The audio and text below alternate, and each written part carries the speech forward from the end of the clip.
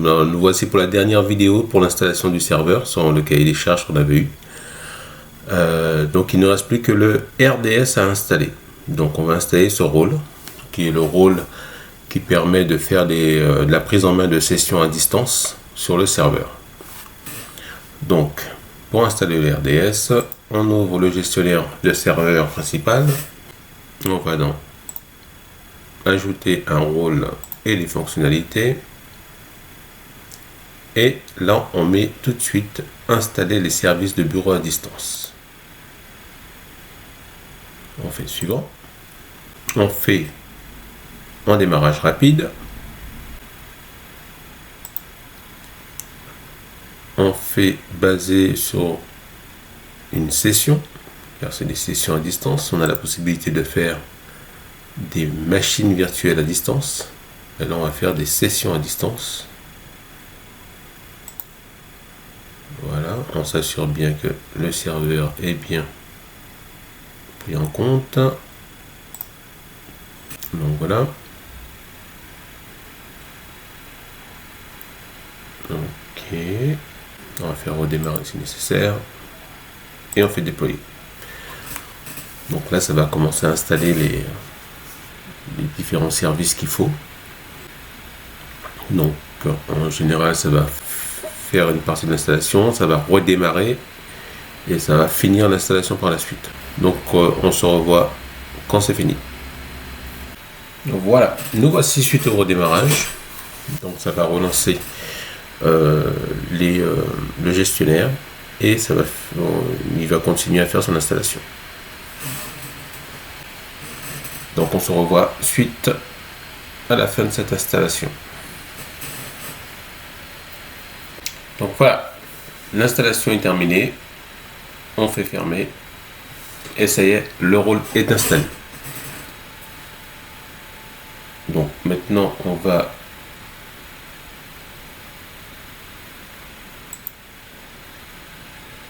aller dans le service concerné, voilà, de gestion, et on va faire le paramétrage. Donc il faut aller dans gestionnaire de licence,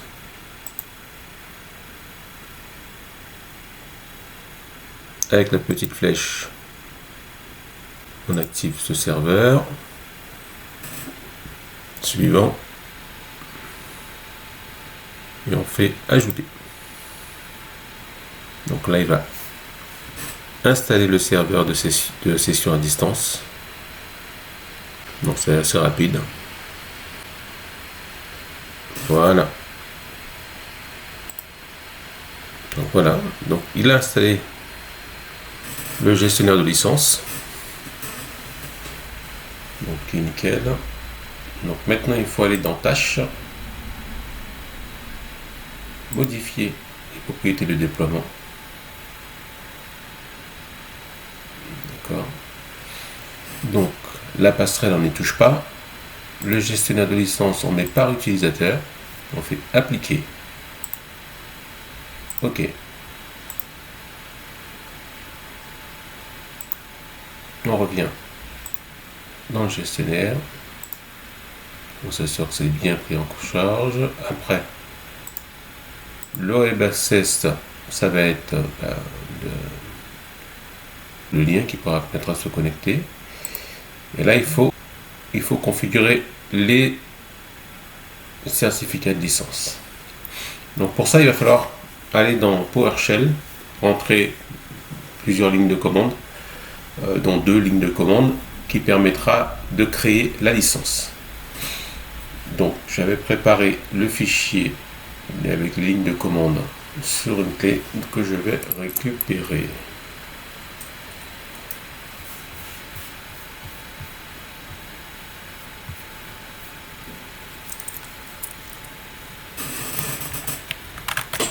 Voilà. Allez sur le serveur.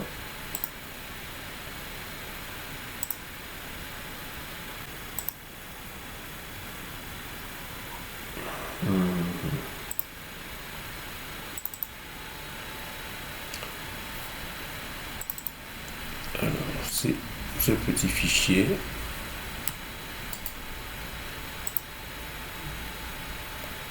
Et on va aussi prendre aussi, tiens, copier. Alors on va mettre tout ça sur le bureau, tout simplement. Ah, il n'a pas pris l'autre.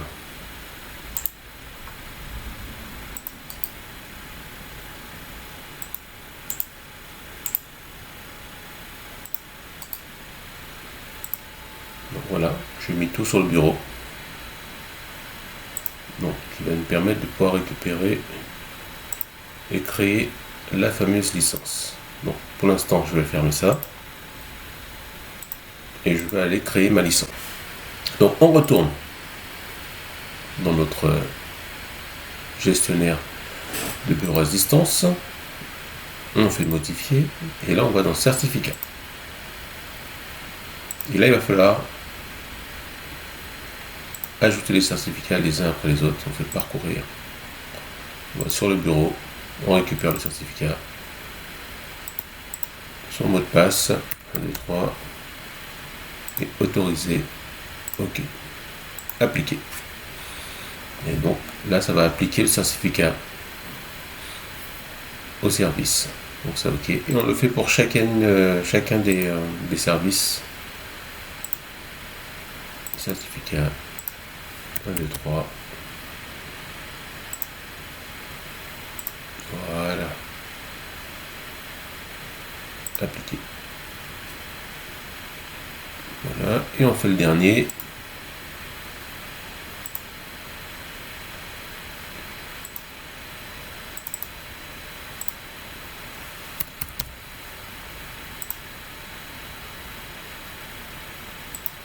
OK. Appliquer. OK. Donc là, c'est fait. Là, maintenant, il faut aller dans le DNS pour qu'on puisse que la connexion à distance puisse se faire correctement. Il faut dans le DNS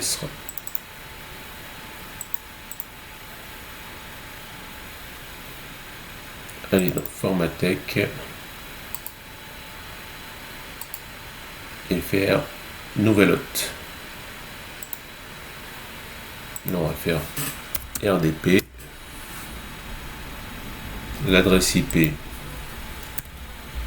10.0.220, donc celui du serveur,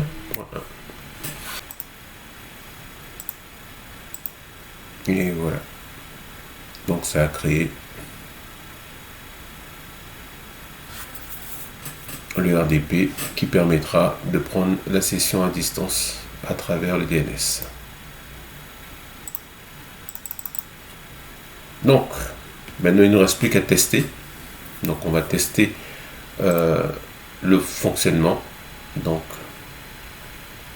on va simplifier la tâche, on va aller chercher le lien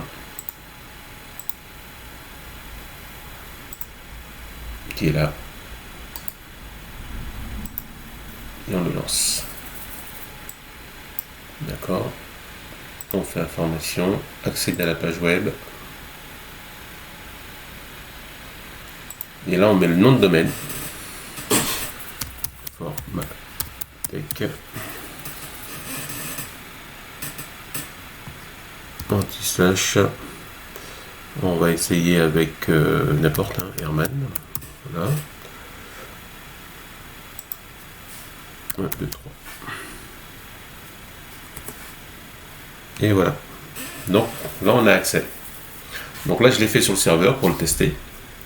Maintenant, pour voir si ça fonctionne bien correctement, il faudra le faire à partir d'une session client. Donc on va le faire à partir du Windows client pour voir si on a accès justement à travers le réseau au bureau à distance. Donc ça a l'air de fonctionner. Je ferme tout ça. Je vais lancer la machine client. Et je vais me connecter via cette machine client. Voilà, donc ça y est, la machine client a démarré. On se log. Bon, donc sur IA, c'est pas un problème. On fait OK.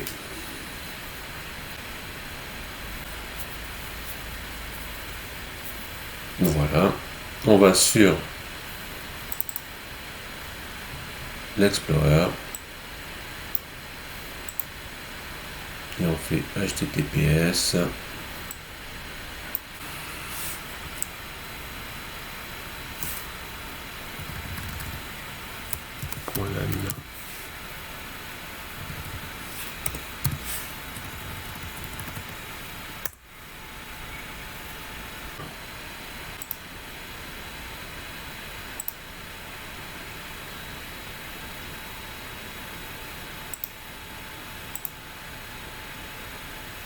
Voilà.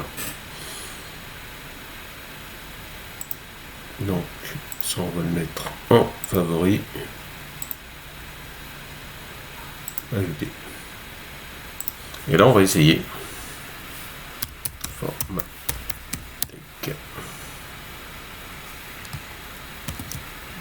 Anti-slash. Liam. 1, 2, 3. Et voilà. Donc voilà, ça fonctionne.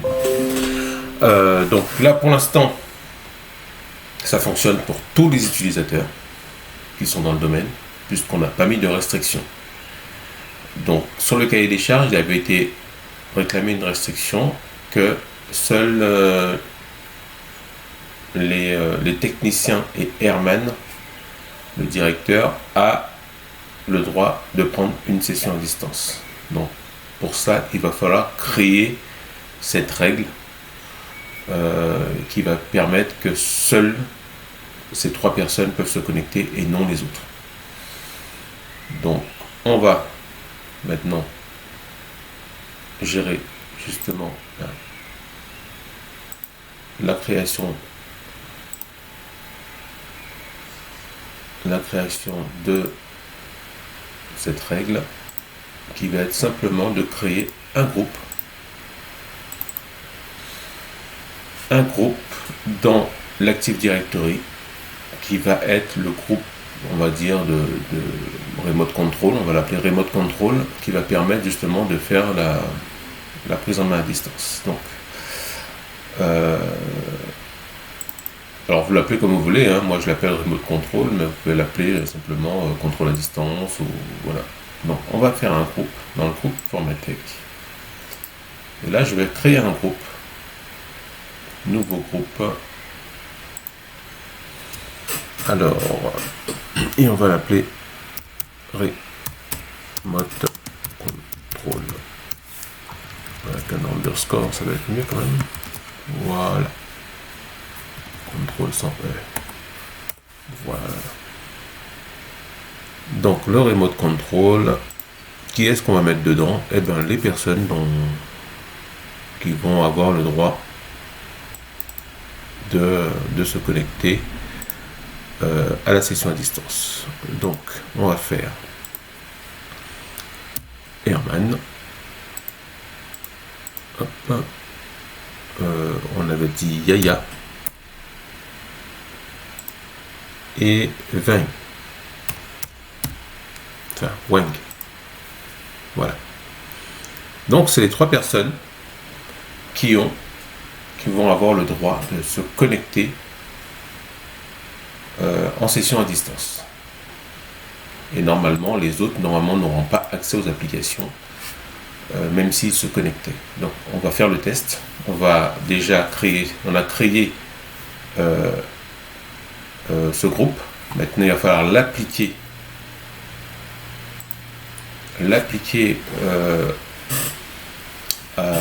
au rôle, au service. Alors, on va dans le service. On attend que ça démarre. Voilà. Donc, service de distance.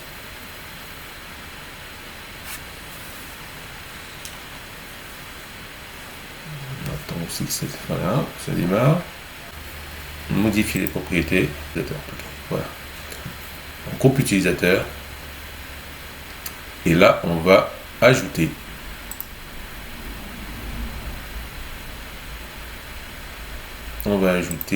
le groupe en question. Donc, si on fait recherche comme ça,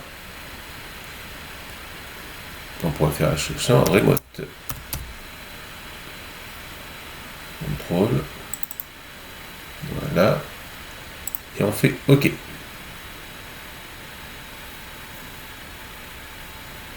Donc là, vous allez voir, il ne veut pas s'appliquer. Donc pour que ça puisse fonctionner, il faut faire emplacement. Aller dans groupe Formatec. Avancer. Rechercher. Et là, vous prenez votre remote control ici. Et là, il va s'appliquer.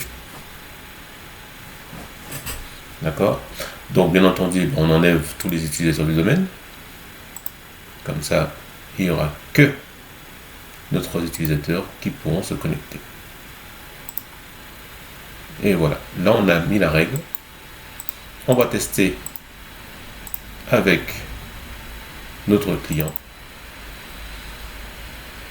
en allant chercher